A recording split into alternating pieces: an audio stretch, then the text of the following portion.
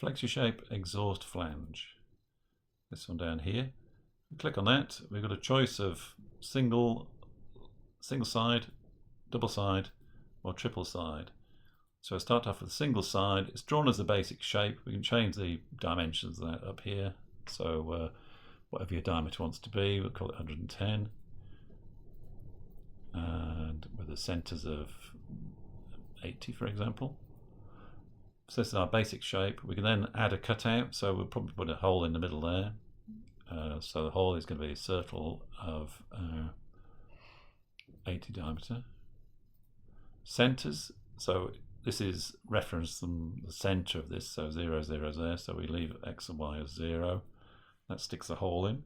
So now we're going to stick a hole in here. Now, centers are 80 on this, it's echoed down there, so we can see that. So add cutout.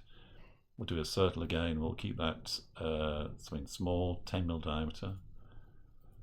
Center X, so reference to the center, it's going to be 80mm out, so minus 80. Center Y, nothing, because it's been a straight line.